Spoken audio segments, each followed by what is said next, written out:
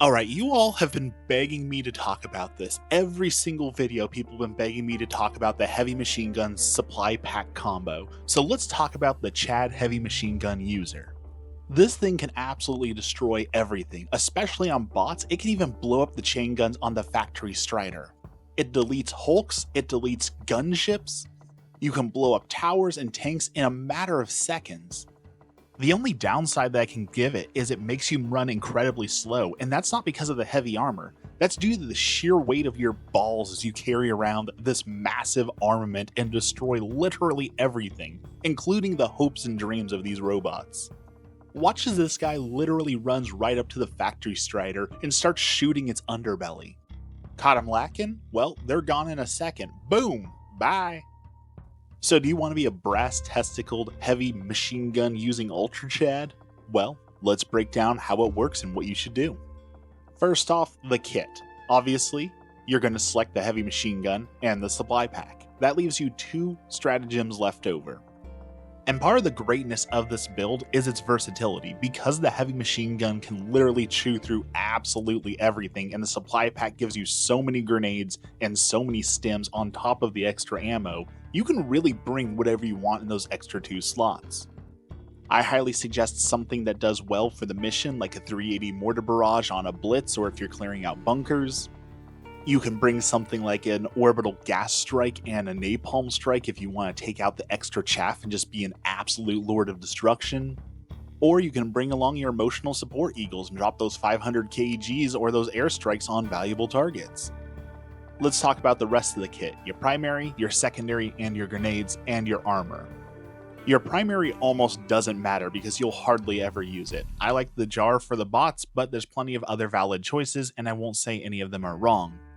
For a grenade, you absolutely need to bring the stun grenade, because that's how you can take out the hulks in a matter of seconds. You stun them, shoot them in the eye for 0.5 seconds, and they're gone. It is worth noting though, because you're bringing stun grenades, you do not have a grenade to take out the automaton factories that build all the robots. So your secondary needs to be the grenade pistol, or your primary needs to be something that can take those out, like an eruptor or a crossbow. Otherwise, you're relying on your stratagems, and you want to save those for the big booms on things that matter, not taking out wussy little facilities. I think the Jar 5 or bringing the eruptor with a grenade pistol and stun grenades is an absolute menace of a combo. As for your armor, there's a lot of great debate on this. Many people will tell you peak physique just for the extra abilities. However, last I heard, the extra abilities are still bugged, so they don't actually work for the heavy machine gun. However, having your arms showing while you're carrying this, again, just adds to the chadness of it, so it's a completely valid pick. Stim armor, of course, is absolutely wonderful to bring with this as you become an even more unstoppable walking tank. Also, consider bringing the armor that gives you a little bit more stability when you're crouched, because accuracy is, of course, key to melting absolutely everything. So now that you got the kit and you've got the stratagems, how do you play with this combo? This combo is an absolute rip and tear playstyle, so make sure someone brings the booster for the experimental injections for the damage reduction, because you're going to be in their face taking bullets like a champ with your heavy armor, and laying down suppressing fire that deletes absolutely everything on the map. 3 key things you're going to need to know for this playstyle. 1, you need to know when to crouch. This gun is unruly, so you're going to need to know when to pop down to get that extra accuracy, and then when to pop back up to move. Not a lot of people utilize the prone or the crouching enough, and with this gun you absolutely must, especially if you want to hit those shots. Number 2, you need to know weak points and you need to know how to exploit them.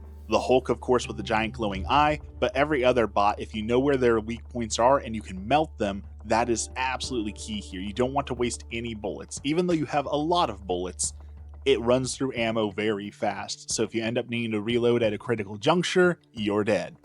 The final thing you're going to want to master is using the RPM feature. This gun can fire in 3 different RPMs, and each one is useful in different situations. Dropping down to low RPM allows you to conserve ammo and chew through small hordes very easily, whereas a fast RPM allows you to destroy things by doing the back shots or the vent shots very quickly in rapid succession.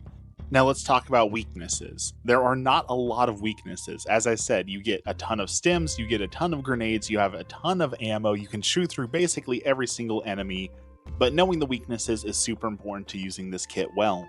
Number one is positional awareness. If you're not great at positional awareness, you're going to feel really weak here. If you're always in front of the tanks so you can't shoot their vents, if you're always at the side of Hulk so you can't see either of their weak points, you're going to feel very ineffective.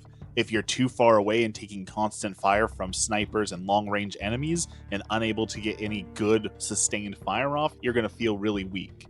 Now, there are ways to compensate for this weakness, such as the stun grenades, or, like I said, knowing how to control your fire and doing burst control on slow RPM allows you to use this gun at a range and still take things down. However, it is far more effective up close. Downtime is another big downside. As I said, this thing chews through ammo, especially if you're in a situation where you're using the high RPM blast, and that means you're going to be reloading a lot, and the reload does take, I think, about 4 seconds. And that reload time can absolutely get you killed, so you need to utilize cover and know when to hide, when to retreat, and when to reload. Otherwise, you're going to get caught out in the open and taken out. Speaking of getting taken out, that is the final weakness, and that is the cooldown for both the heavy machine gun and supply pack is a little lengthy. So if you find yourself often dying away from your gear with no way to get it back, this is going to feel incredibly bad because you're going to be down 2 stratagems on these weapons and your build is completely built around that. You're going to feel very ineffective without those. So you need to be very careful about using this build if you're not quite at a point where you can survive most encounters. If you're dying 2, 3, 4, 5 times in short succession, again away from your gear, you're not going to enjoy this build. So there you have it. You have the kit, you have the pros, you have the cons. It's time to go pick it up and rip and tear until it is done. Have a blessed day.